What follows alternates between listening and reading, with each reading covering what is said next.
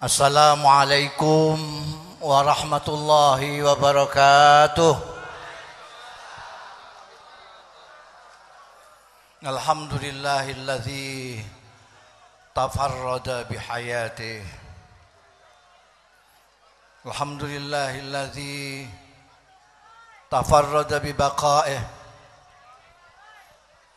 Alhamdulillahilladzi khalaqal mauta wal hayata liyabluwana ayyuna ahsanu amala. Asyhadu an la ilaha illallah wahdahu la syarika lah wa asyhadu anna Muhammadan abduhu wa rasuluh. Allahumma fasalli wa sallim wa barik wa taraham wa tahannan ala abdika wa rasulika sayyidina wa maulana Muhammadin wa ala alihi wa ashabihi wa man tabi'a huda, amma ba'd.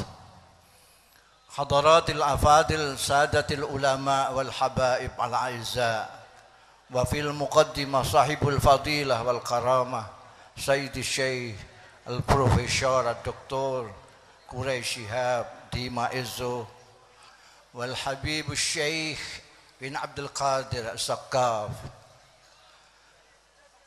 hafizahullah ta'ala. Yang terhormat dan yang kami cintai, Ibu Sinta Nuriyah Abdurrahman Wahid dan segenap keluarga besar Abdurrahman Wahid, para tokoh Indonesia. Di sini ada Pak Nuh, ada Pak Mahfud MD, ada Pak Maftuh Basuni, ada Pak Akbar Tanjung, ada Pak Nazarudin, dan banyak sekali.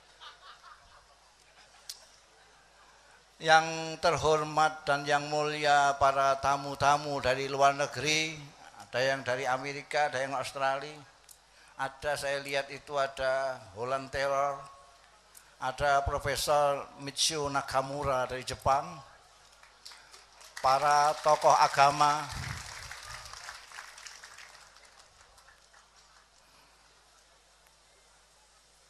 para hadir, terutama santri-santrinya Gus Dur, para Gus Durian yang tercinta. Alhamdulillah wa syukrulillah, saya diperkenankan Allah Ta'ala dapat hadir dalam acara 1000 hari wafatnya saudara kita, guru kita, pemimpin kita, Gus Dur yang ke-1000 hari. Mudah-mudahan kumpul kita, jumpa kita pada malam hari ini mendapat ridho dari Allah Ta'ala, barokah, manfaat fid dini wa dunya wal akhirah.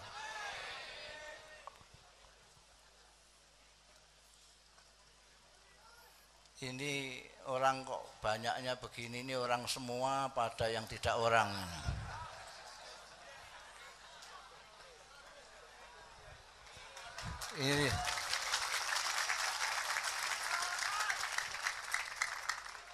Ini orang semua atau ada yang tidak orang ini?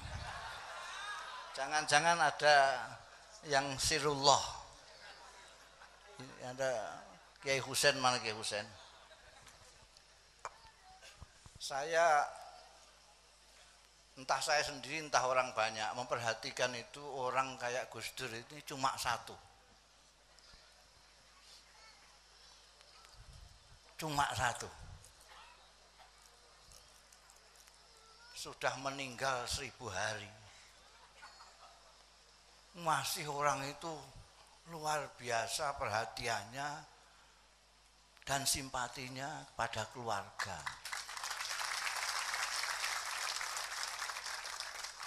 Dan itu tidak santri tok, tidak hanya santri pondok tok, tok itu saja.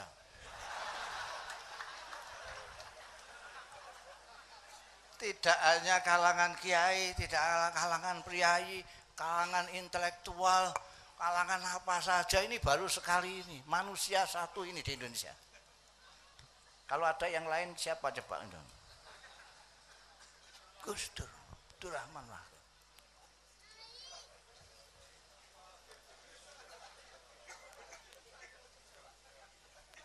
Kiai Maimun Zubair, Kiai Sepuh dari Rembang itu pernah bertanya, kira-kira amaliyahnya apa Gus Dur ini kok seperti ini?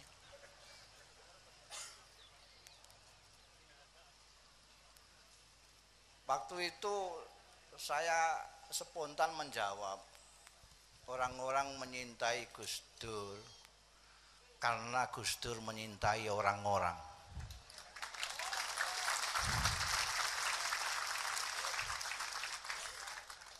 Gus Dur itu cuek.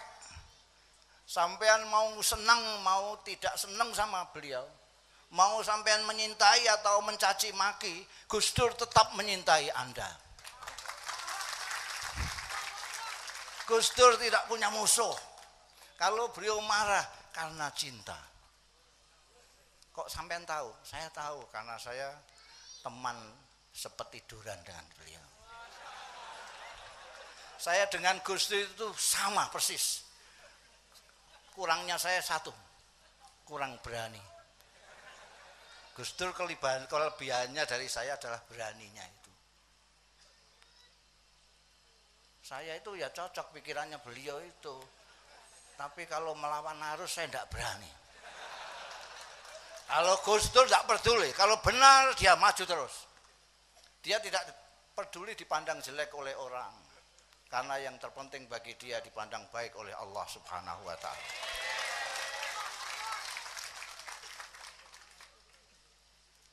Tapi hari ini saya ingin menceritakan satu dari nasihatnya Gus Dur yang selalu saya ingat dan saya tular-tularkan kepada saudara-saudara saya di mana-mana. Gus Dur itu mengatakan bahwa kita ini Gus, kita ini orang Indonesia. Kita ini orang Indonesia yang beragama Islam. Sampai dengarkan. Kita ini orang Indonesia yang beragama Islam. Bukan orang Islam yang kebetulan ada di Indonesia. Kita bukan turis.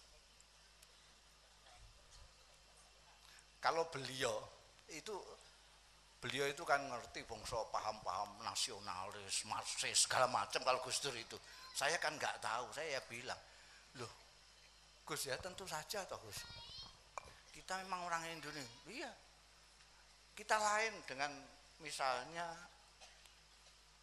Dr. Azhari, dia bukan orang Indonesia.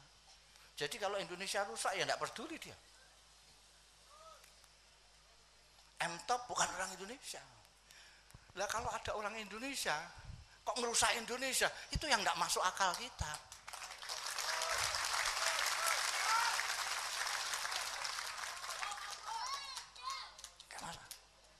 Saya juga bilang sama Gus Dur, saya menyintai Indonesia ini Gus, bukan karena saya paham nasionalisme, karena saya orang pondokan tidak pernah sekolah.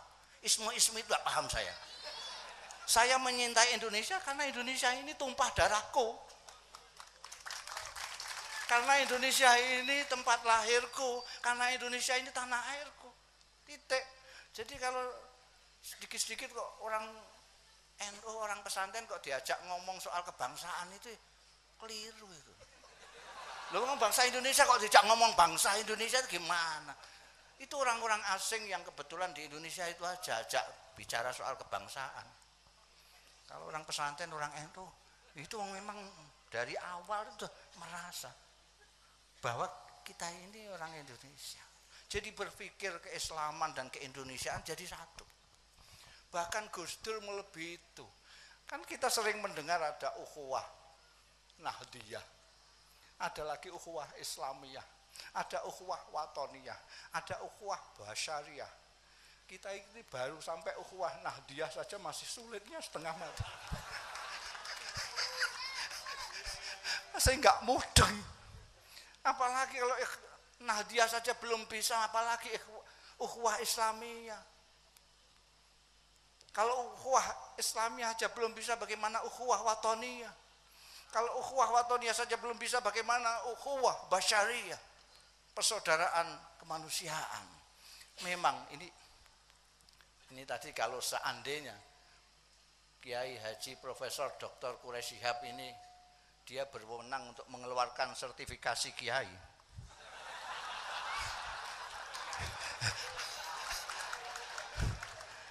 Seandainya itu beliau langsung nomor 1 dikasih Gus Dur.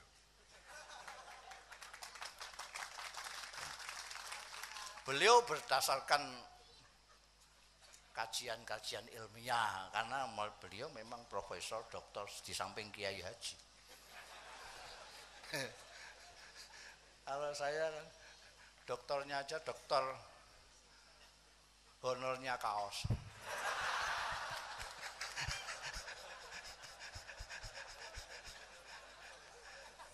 Saya melihat, jadi orang itu tidak usah pakai sertifikasi Pak Nuh, tidak usah Pak. Dilihat saja rekam jejaknya, ngajinya, belajarnya bagaimana.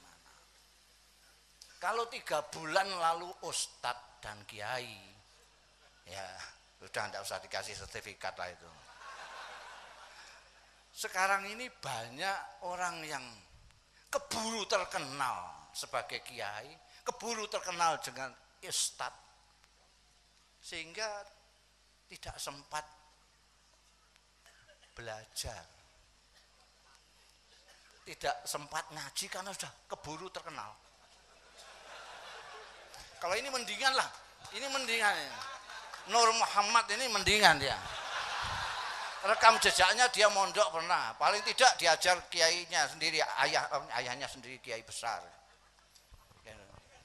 Ada orang yang baru kemarin sore belajar pakai terjemahan saja, tiba-tiba konangan orang TV, dibawalah ke kamera terus, wah, dibarengkan dengan Pak Nur Iskandar, sudah sama dengan Pak Nur Iskandar. Makanya saya nggak mau dibarengin itu.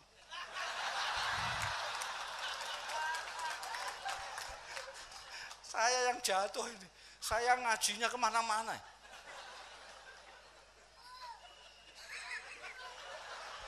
Gus Dur itu pernah ngaji di Denanyar, Kiai Bisri Sansuri, ahli fikih. Pernah belajar ke Tambak Beras, Kiai Abdul Wahab Hasbullah dan Kiai Abdul Fattah. Itu ahli usul fikih dan ahli tasawuf. Pernah ke Kiai Ali Maksum. Wah, kiai yang egaliter bahasa Jakartanya. Wah. Pernah ke Sarang, tempatnya Mbah Imam. Mbah Imam Sarang dan Mbah Zubair Sarang. Pernah merguru ke Kiai Khudori Tegalrejo. Wah, ini juga ada tokoh Indonesia lagi. Jadi Gus Dur itu mencerap ilmu dari banyak kiai. Mulai dari kiai nahwu sorob sampai kiai tasawuf. Jadi kalau Anda itu ngajine mau nahwu sorob, orang mudeng karo Gus Dur. Ngajinya pekeh tok, orang mudeng sama Gus Dur. Jadi karena Gus Dur itu ngaji mulai nahwu sorob, fikih, usul fikih, falsafat sampai tasawuf. Sampai puncak. Makanya tadi dikatakan oleh Pak Quraish, banyak yang tidak paham sama Gus Dur. Sekarang ini ada orang Pak Nuh ngaji baru babul ghadab sudah berhenti. Ngaji baru bab ghadab berhenti karena sudah terlanjur populer sebagai kiai dan ustadz. Akhirnya di mana-mana ya marah terus. Dia nggak tahu setelah babul ghadab itu ada bab tawaduk segala macam bahasa. Tahu dia itu.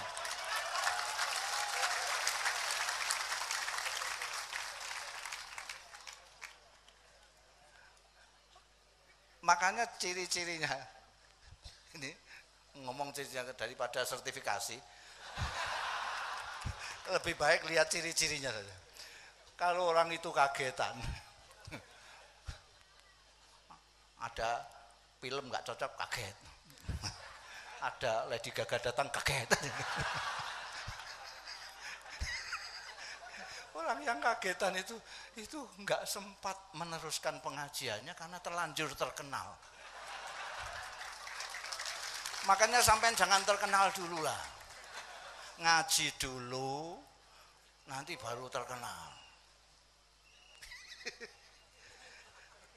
Ciri-cirinya orang yang ngajinya belum tutup sudah terkenal, itu kalau ditanya soal apa saja, jawab. Itu ciri-cirinya. Ditanya soal apa saja. Soal agama jawab, soal politik jawab, budaya jawab terus. Apa saja jawab. Itu tanda-tanda goblok.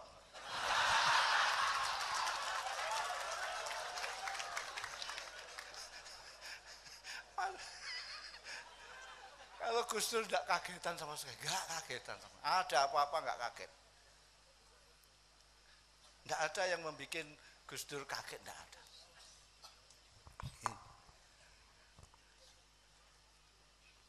Kalau sampai ingin Gus Dur dari berbagai persepsi, dari segala macam sudut pandang itu sudah banyak ditulis orang. Baru saja ini Kiai Husain menulis Gus Dur, bukunya judulnya Zahid. Jadi dipandang Gus Dur dari segi kezuhudan. Orang di Indonesia kok membahas zuhud, itu kan bertolak belakang. Itu buku insya Allah enggak payu.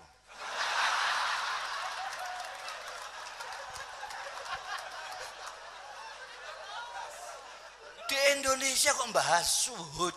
Di Indonesia kok bahas zuhud? Indonesia ini sedang senang-senangnya dunia. Sudah punya dunia banyak itu loh, masih ngerampok duit rakyat.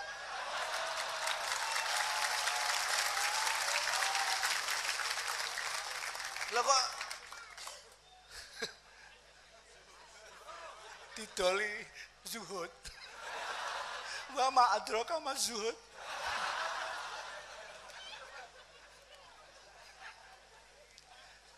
Jadi saya di sini tidak akan menggarisbawahi apa yang ditulis Kiai Husain itu.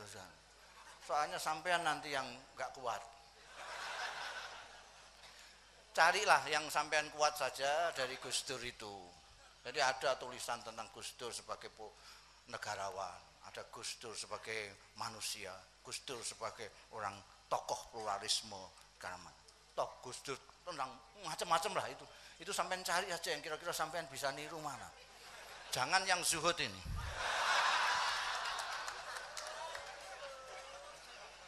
Saya akan menyederhanakan saja. Rodok ngedono sithik gitu loh. Jangan zuhud keduren.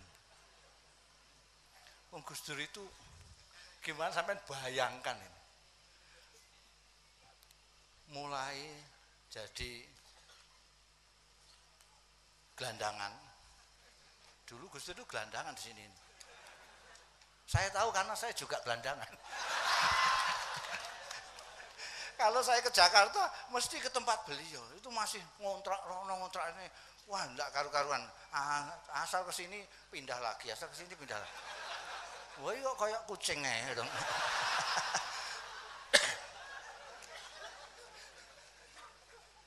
Sejak jadi gelandangan di Mesir, Kairo, sampai di Jakarta, sampai beliau jadi pengurus NU, sampai jadi presiden. Gus Dur itu saya tak konfirmasi sama anak-anaknya ini. Setahu saya Gus Dur nggak punya dompet ya. Betul, betul. Nggak punya dompet. Saya walaupun sudah dipanggil Al Mukarram, saya masih punya dompet 2. Satu untuk rupiah, satu untuk dolar.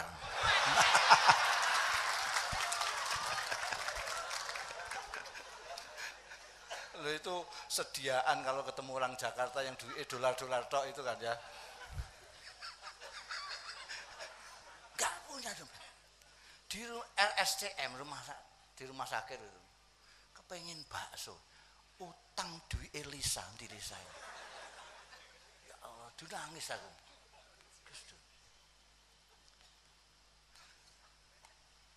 Gus Dur itu tidak hanya memberi orang, ngutangi. Kata Habib Syekh itu, ngutangi lebih banyak pahalanya daripada memberi. Kenapa? Karena orang yang memberi, yang diberi belum tentu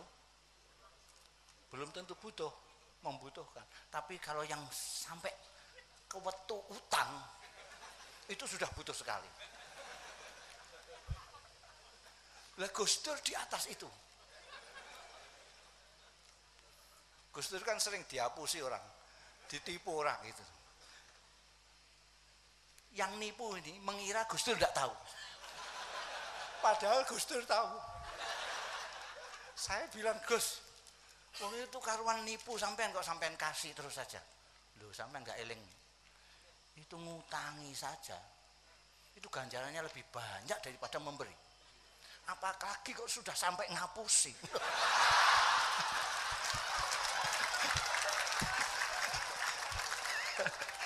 Jadi orang yang sudah ngapusi itu sudah banget butuhnya.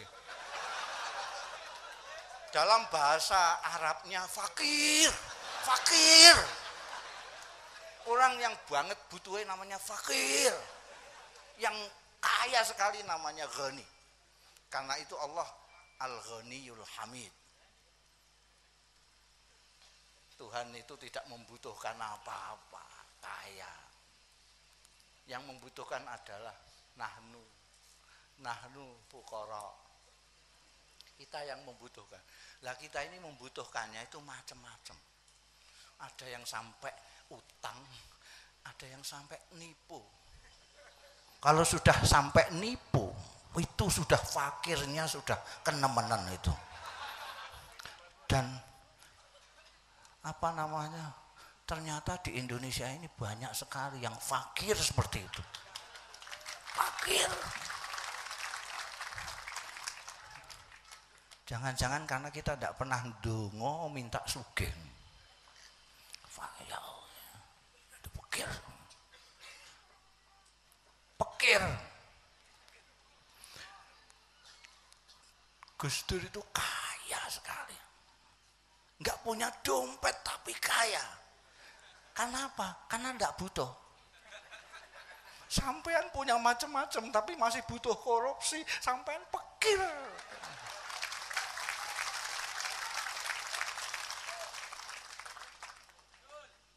Gus Dur enggak butuh apa? Butuh yaitu kalau kepengen bakso, utang anaknya, udah cukup sudah. Padahal saya tahu sendiri tuh. Kadang-kadang ada orang datang tuh bawa tas kresek isinya duit. Saya tahu itu. Tapi begitu saya masuk sudah nggak ada kelas kreseknya. Saya tanya, 1000 harinya Gus Dur ini, saya ajak sampean yang ngaku cinta Gus Dur. Mari kita lawan gaya hidup berlebih-lebihan di tanah air ini dengan gaya hidup sederhana. Siap? Allah menjadi saksi sampai teman. Kalau sampean masih berlebih-lebihan dalam segala hal, sederhana saja. Bahasa Jawanya sak madya saja. Sampean pengen makan paling berapa sih yang ingin sampean makan? Paling 1,5 piring. Kalau piringnya besar.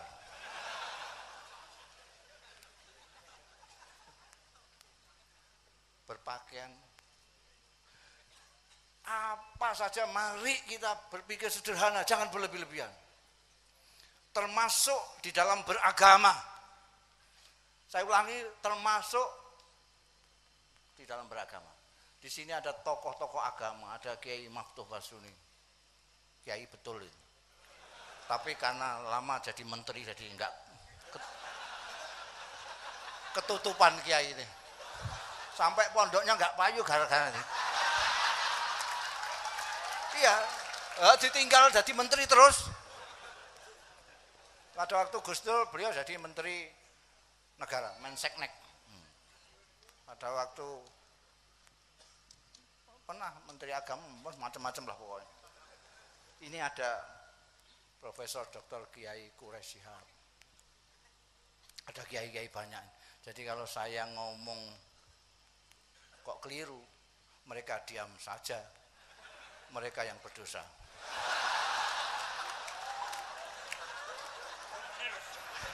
Beliau mengatakan benar semua. Kalau beliau berwenang memberi sertifikasi, saya dapat. Sederhana termasuk dalam beragama. Apalagi ini sebentar lagi bulan Desember tahun depan, ini bulan depan ini. Itu katanya konon kabarnya sudah kiamat. Jadi sampean ini makhluk terakhir kalau betul. Jadi tidak usah neko-neko lah. Jangan berlebih-lebihan.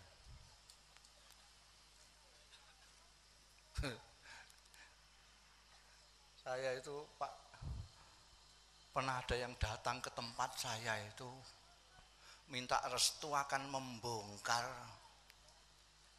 pengimaman. Mihrab mau dibongkar. Minta pangestu. Ada apa kok dibongkar? Ini kabarnya menurut MUI berdasarkan dawuhnya internet.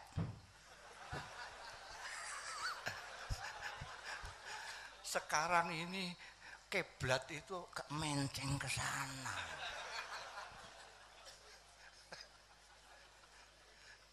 Lah sampai ngapain terus mimbarnya apa urusannya?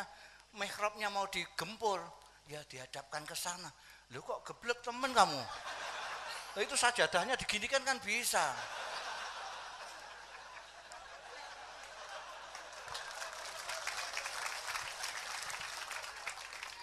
Lagi pula sholat itu punya siapa? Sholat itu miliknya siapa? Miliknya MUI? Miliknya internet? Miliknya Kementerian Agama? Miliknya Gusti Allah. Gusti Allah itu ora kaya dapurmu ngono.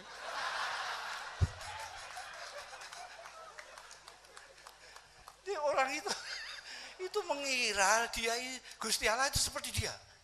Nek dia enggak seneng berarti Gusti Allah enggak seneng. Kalau dia mangkel berarti Gusti Allah mangkel.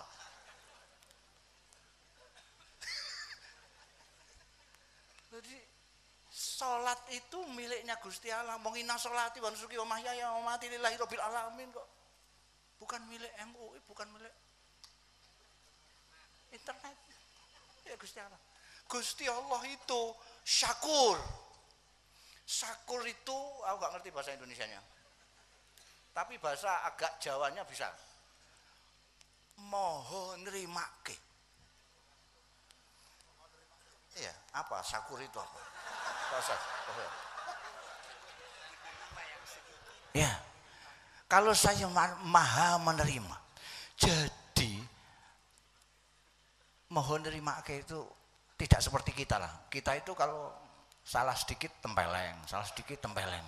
Kalau Gusti Allah enggak, salah sedikit enggak apa-apa, salah sedikit enggak apa-apa gitu. Jadi asal kita tidak berniat melawan Gusti Allah, itu Gusti Allah nampa. Jadi kita sholat madhep sana, apa sana, apa sana, apa sana. Tidak masalah. Yang gegeri kan wong-wong manusia-manusia yang menyangka dia itu wakilnya Gusti Allah itu. Sampai hari raya Senin apa Selasa ributnya gak karuan. Itu hari rayanya siapa? Hari rayanya NU apa Muhammadiyah apa Kementerian Agama? Itu hari rayanya Gusti Allah. Kamu mau hari raya sampai sekarang juga boleh. Gak apa urusan itu. Itu bagaimana kok gegeran itu? Loh ini soalnya kalau sekarang hari raya, ini yang besok yang hari raya itu bagaimana ini? Puasanya bagaimana? Loh ini puasanya siapa? Puasanya siapa? Puasanya NU apa puasanya Muhammadiyah apa puasanya pemerintah? Puasanya Gusti Allah. Gusti Allah ndak urusan gitu-gitu itu. Angger kowe gelem puasa wis lumayan wong Indonesia. Orang Indonesia itu mestinya kiblatnya di Borobudur. Lah kok ke Mekah kan sudah luwung. Ini kok pertentangan itu ngapain? Berlebih-lebihan itu ngapain? Jangan berlebih-lebihan. Masya Allah. Itu membuat orang pinter ketawa. Untungnya kok enggak banyak yang pinter ya. Ini enggak banyak yang ketawa. La ilaha illallah. Itu sampai puasa kok warung-warung suruh nutup itu berlebih-lebihan itu apa? Katanya untuk menghormat bulan Ramadan. Sejak kapan bulan Ramadan minta dihormati itu? Wong dari dulu sudah terhormat.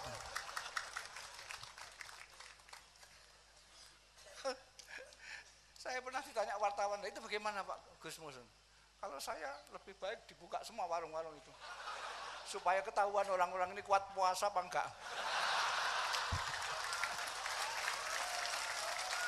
Lah kalau warung ditutupi semua mesti saja kuat saya, enggak ada yang ngiming-ngimingi. Jadi jangan berlebih-lebihan, itu Gus Dur.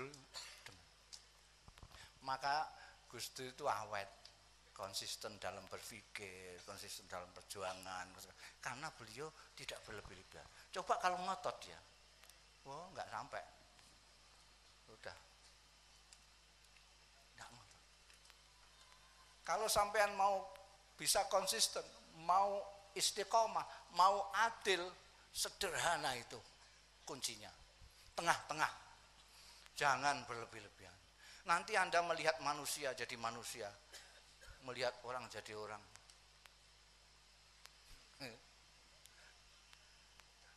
Pada waktu awal-awal reformasi itu saya pernah nulis, sayangnya orang Jakarta nggak ada yang membaca. Dikira ini sopo mau maca ini. Saya mengatakan bahwa itu awal-awal reformasi. Kok Indonesia ini kalau orang Indonesia tidak dicopot kepalanya semua, diganti kepala anyar, itu insya Allah sampai kiamat kurang 2 hari masih begini terus. Kepalanya dicopot dulu, diganti kepala anyar, kepala yang baru, kepala yang tidak berlebih-lebihan. Sebab berlebih-lebihan itu yang membuat kita tidak bisa berpikir adil. Kita harus kaji ulang lagi lah, dicopot kepala itu bahasa ekstrim saya, dicopot kepalanya ganti kepala baru untuk melihat sesuatu dengan kepala yang baru. Kita lihat kembali Allah itu apa sih? Jangan-jangan selama ini kita Allahu Akbar itu enggak tahu segede apa Gusti Allah itu. Atau jangan-jangan kita selalu mengatakan Allahu Akbar tapi pikiran saya sama sekali tidak ke Allah.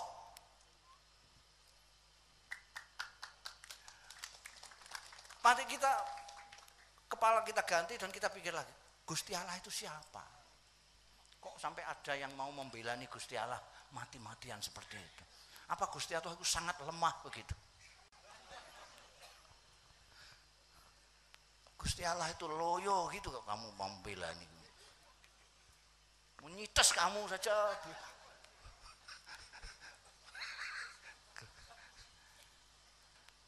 Gusti Allah itu. Ini mari kita kaji ulang. Ini lisan dilisai Gus Durian ini. Market Institute harus juga bakas itu. Gusti Allah itu apa? Gusti Allah itu siapa? Itu dikaji, dibakas. Siapa? Lah kalau tidak kenal Gusti Allah, bagaimana mau menyenangkan Gusti Allah? Coba sampean pikir. Tidak kenal Gusti Allah kok mau menyenangkan Gusti Allah? Apa mungkin? Apa mungkin? Tidak kenal Allah lalu ingin mencari ridhonya Allah, menyenangkan Allah. Sampean mau menyenangkan istri saja, itu kalau tidak kenal, itu berapa? Saking cintanya sama istri. Ini kebetulan ada istri saya. Tuh. Istri saya itu menyintai saya sebelum ketemu saya. Itu orangnya. Karena dia sudah mendengar berita tentang saya.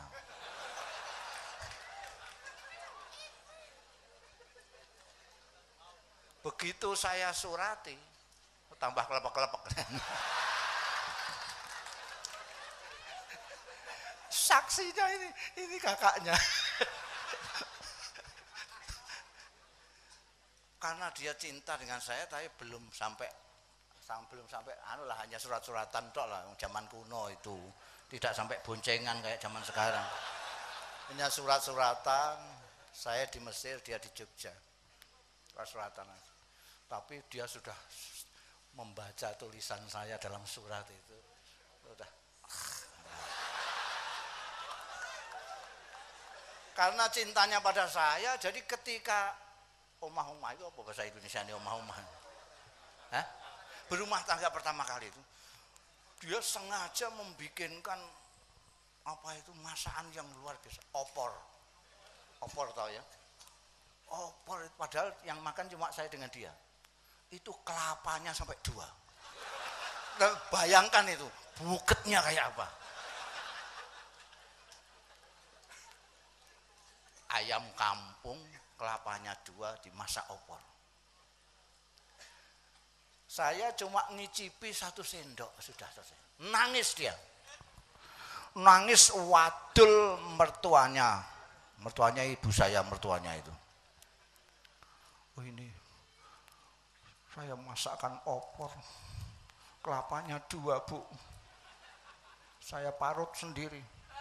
Sampai tangan saya nedas semuanya. Ini tidak sembarang opor, Bu. Ini resepnya saja dari Femina.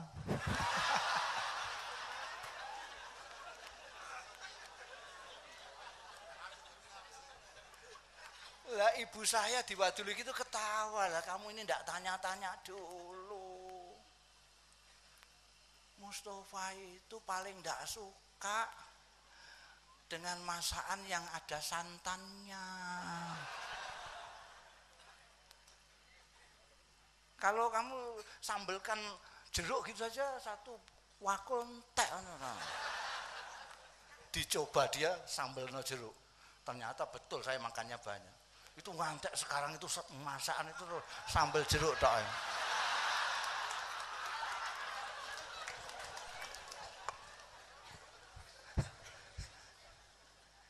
Ini dia mau menyenangkan saya tapi dia tidak kenal saya. Saya enggak. Ada seorang suami menyintai istrinya tapi tidak kenal. Mbah Salsul piye kok seneng kok gak kenal itu. Semangat menyintai ya gebu-gebu sehingga istrinya dibelikan rok sepan warna merah menyala. Harganya 500.000. Wah, ini istriku mesti seneng sekali. Saya belikan rok sepan warna merah menyala. Oleh istrinya dibuat ngelapin sepeda. Gara-gara dia asal cinta semangat toh. Demikian pula sampean jadi orang Islam jangan kok semangat menyintai Gusti Allah toh. Kenallah Gusti Allah itu. Sehingga sampean kepengin disenengi malah ditempiling malaikat payah. Kalau nggak ngerti tanda-tandanya, apa yang disukai Gusti Allah karena nggak ngaji, ya sudahlah, anteng dulu saja, ngaji dulu. Jadi kembali lagi, kalau ingin kenal Gusti Allah, ya ngaji. Ngaji tentang Gusti Allah Ta'ala dulu. Jangan semangat tok. Sekarang ini ternyata wong agama kok dibuat ngerusak, itu kan ya aneh bin ajaib itu. Wong Gusti Allah itu Ar-Rahman Ar-Rahim, Al-Latif. Lah kok ngerusakan itu piye? Ada lagi ini kancane ini. Gusti Allah diajak kampanye. Lah itu kebangetan tenan itu.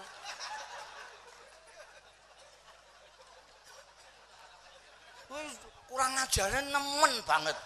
Kurang ajaran nemen Gusti Allah kok dijak kampanye. Kalau nggak bisa berpolitik ya jangan usah berpolitik lah. Terus diakoni saja nggak bisa, dagang-dagang apa-apa. Apa nulis buku kayak Kiai Husain. Oh tinggal emangnya Gusti Allah itu ngapain? Suruh bantu partai di Indonesia ini. Di Amerika ya ada partai. Masya Allah.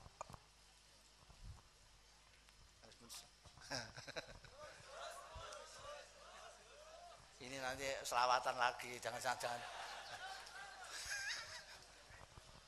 Jadi aku nek diterus-terus itu nambah isin. Saya khawatir ujub. Jadi sekali lagi ini 1000 hari wafatnya Gus Dur ini, mari kita jadikan tonggak untuk memulai tenanan sungguhan kita, mulai merubah gaya hidup kita, gaya berpikir kita menjadi sederhana. Nggak usah zuhud. Zuhud itu terlalu berat. Bagi Anda sekalian berat sekali. Orang-orang yang sedang senang-senangnya dunia kok disuruh zuhud, itu kan ya angel toh itu. Wong ganjaran orang serapati percaya. Sampean saya kasih uang 100.000, apa ganjaran 1 truk? Oh 100.000. Ini kok tidak zuhud itu gimana?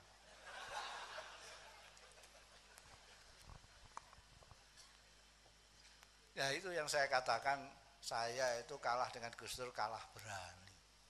Karena Gus Dur berani hidup zuhud di tengah-tengah orang yang berlebih-lebihan.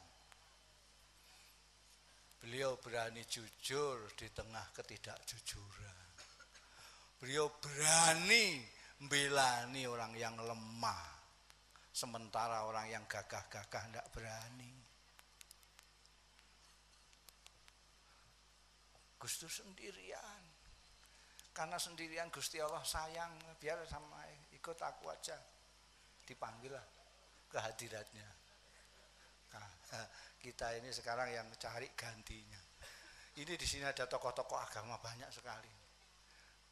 Datang ya gak mudeng, aku pidato ya ndekne ra mudeng, apa meneh selawatane Habib Lodo.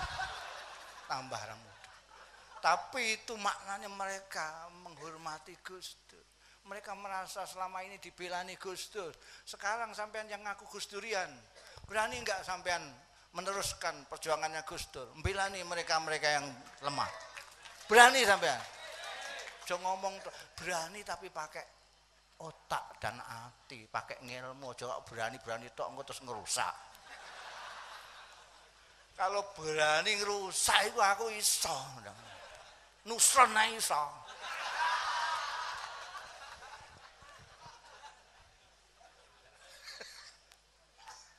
Ini ketua Ansar. Yang saya tunggu-tunggu jawabannya dia, berani ya. Orang tegas mau Ansar kok. Ya Allah.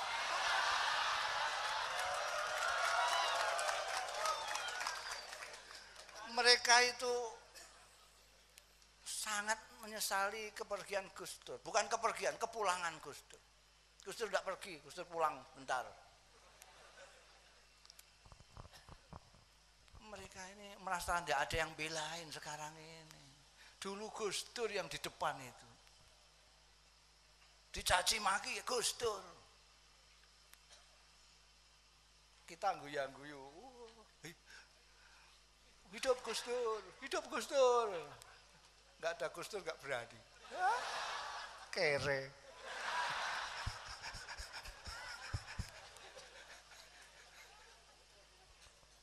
Ya kalau mari kita memulai cara hidup sederhana. Berani tapi pakai ngilmu, pakai otak dan pakai hati. Gus Dur berani bukan ngawur. Gus Dur berani bukan ngawur. Karena dia tahu. Makanya apa pernah Anda dengar Gus Dur main kasar, kekerasan? Padahal bisa, Gus Dur itu bisa sekali. Bisa Pak Akbar. Gus Dur itu bisa. Ini ada saksinya, ini ada orang dekatnya Gus Dur juga ini, juru bicara Gus Dur, Adi Masar. Gus Dur waktu di Dongkel-Dongkel itu di daerah-daerah sudah siap di mana-mana segini-segini ini. Semuanya siap. Tinggal Gus Dur bilang berangkat semua. Wassalam Jakarta ini. Wong FPI itu hanya berapa orang gitu saja sudah banyak yang rusak. Apalagi itu Ansor dikerahkan Gus Dur. Wassalam. Tapi Gus Dur itu dengan kebesaran jiwanya. Apa? Kenapa? Karena dari awal beliau menyintai Indonesia. Kalau dia bilang berangkat itu merusak Indonesia. Itu tadi lagi, intinya Gus Dur itu menyintai Indonesia. Kalau Anda menyintai Gus Dur dan tidak menyintai Indonesia, go to hell. Wow. Soalnya ada orang barat, jadi ada supaya tahu lah, ada go to hell. Padahal tahu saya ya go to hell tok itu. Cintai Indonesia. Sekarang ini sudah mulai orang itu bicara seolah-olah bukan orang Indonesia, seolah-olah bukan tidak minum air Indonesia, seolah-olah tidak lahir di Indonesia, tidak mati dan mau ditanam di Indonesia, mau merusak Indonesia. Ini yang muda-muda Ansor, dengarkan saya, jangan ngomong sendiri. Itu jaga Indonesia ini. Kalau mau mengatakan cinta ke Gus Dur, jaga ini. Kalau tidak karena mikir Indonesia, sudah wassalam waktu itu. Iya enggak, Sardi? Iya enggak? Iya, dia enggak. Saksi-saksi banyak. Saya juga saksi mata. Ya, cintai Indonesia, cintai manusia. Dan ini bukan pikiran Gus Dur, toh kenapa harus menyintai manusia, memuliakan manusia betapapun bentuknya. Kalau lihat bentuknya saya kan tidak bisa menyintai Nusron itu. Wong bentuknya kayak begitu.